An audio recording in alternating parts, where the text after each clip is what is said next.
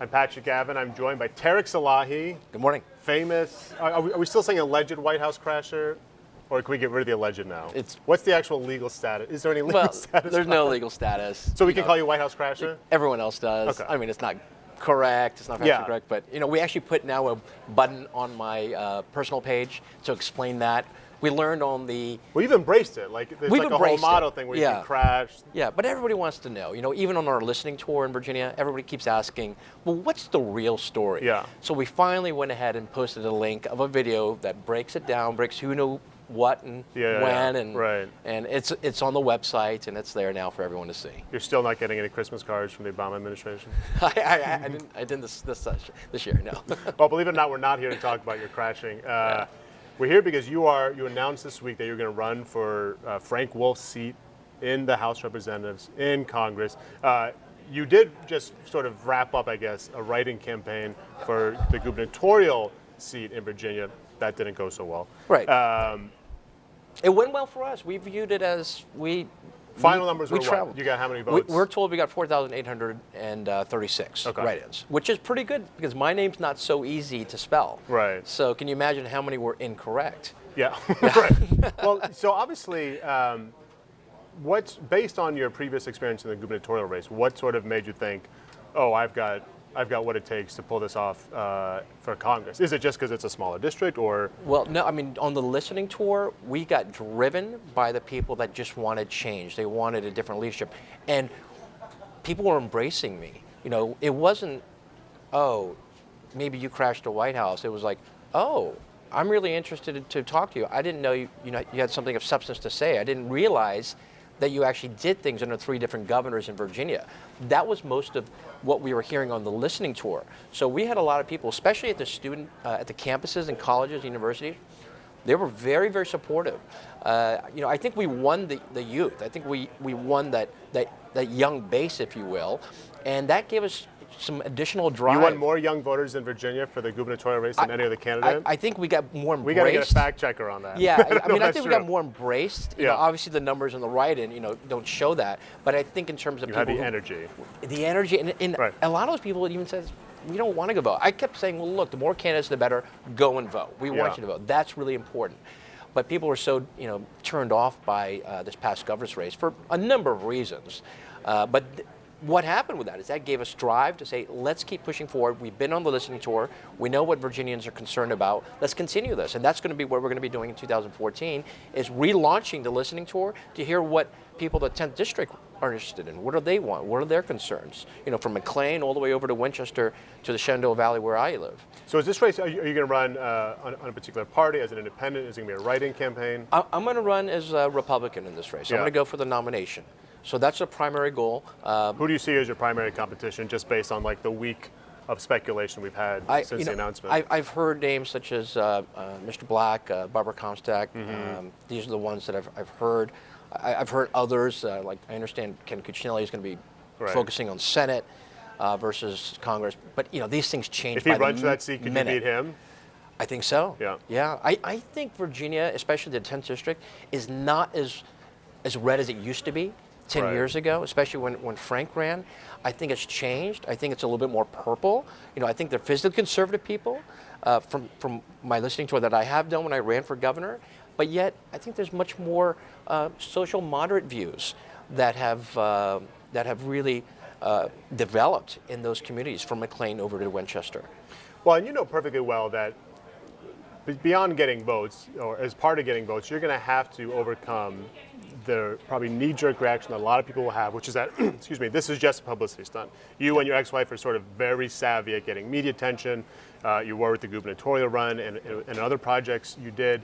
So how do you address people who say, I don't believe this. This is just a guy trying to get more attention to himself? Because I'm sure you're going to get that. And what do you say to them? Yeah, and we got that on the listening tour. Yeah. So, what we have to do is we educate them. But, this is what I really did before reality TV. Reality TV was a job. I got paid to do that. A lot of people don't put that together. Like, oh, you're quasi-acting? I didn't realize you were getting paid to be on reality TV. Reality TV is not reality? Come on. We pushed the limits. But that's a job. And I enjoyed it. I loved it. I took drama in college, and it was fun. But my history, the real me is what I used to do before reality TV, before I met Mikkel, before I got married, and that was being appointed by 3 different governors for shaping policy in the Commonwealth of Virginia, authoring legislation, that Delegate Dave Albo patroned for me. So things that people were unaware of that focused on small business, that helped business owners survive in the Commonwealth. And sorry, go ahead. I was just saying, do you think the media will give you a fair shot? I mean, obviously you've got to overcome voter skepticism where it exists, but then obviously the media might have skepticism about the legitimacy of your run as well. Where do you sort of gauge what kind of response you'll get from the Fourth Estate? I think it's doing things like this that I'm doing this morning with you here at Politico. How many people like myself have reached out to you? Am I the only one? No, I would say that we're having a stronger response on this run than we did for the governor's race. Much Is that more. because you think people think, I mean, assess both your own opinion and then what the political experts think. Yeah. Do people think you have a better shot winning this House seat than they do to winning the governor's mansion? I think that's one of them. I think the second thing is that here I am again.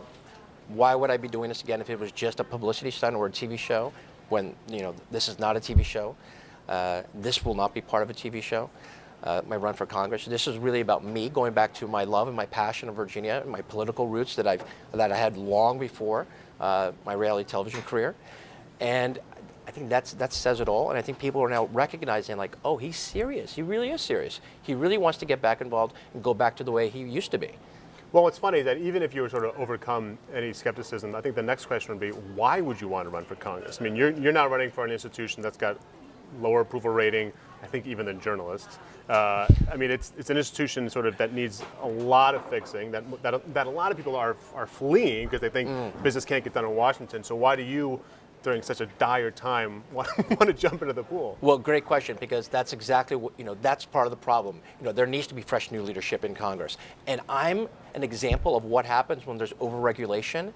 And that's one of the reasons I'm running under the Republican ticket is overregulation killed my business. It hurt my business. And it was hurting many other businesses in Virginia. And I don't want to see that happen to any other business in the Commonwealth. I don't want to see what happened to my winery because of overregulation by a county or a district. And Frank Wolf was great about supporting my bills when I was running them through the General Assembly. He was a huge supporter of that and understands, he recognizes that because there's a number of wineries in the 10th district, a huge number of wineries. But it's not just about the wine industry. It's really about small business, whether you're a winery, a bed and breakfast, whether you're a gas station, whether you're a restaurant, whatever you may be. I don't want to see overregulation come back in. That's why we need some leadership in Congress to stop the overregulation and allow business to thrive in Virginia, bring more businesses here to the Commonwealth, and especially to the 10th District. That's what I want to see, and create more jobs. Well, as I'm sure you're aware, I mean, should you be fortunate enough to win, there is an incredibly interesting and by the same token, divisive debate going on within House Republicans right now. You've got sort of the more conservative wing of the party that has a hard time sitting down with the centrists of the Republican Party.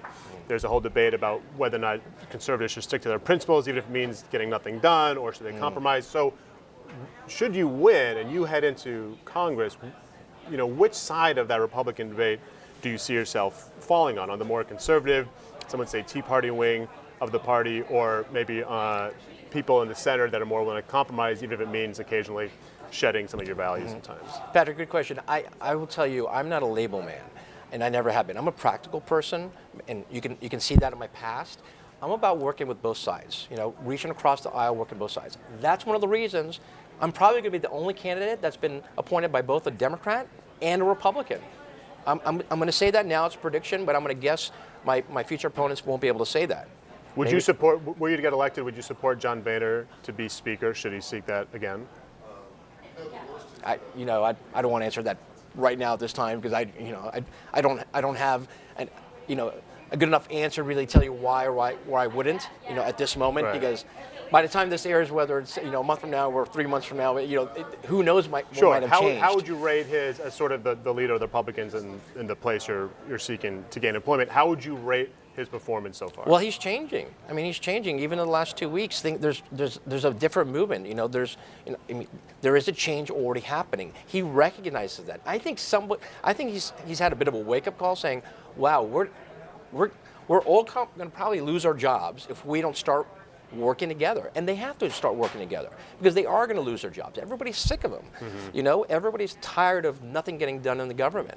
That's terrible. That's why there's probably going to be a whole round of new fresh leadership. That's probably why a lot of people are beginning to retire too. They're just tired. Like, we can't get anything done in Washington. So you need to get new leadership in there. You need to have a change. And that's what's happening. You're beginning to see that change happen, that evolution that is happening right now.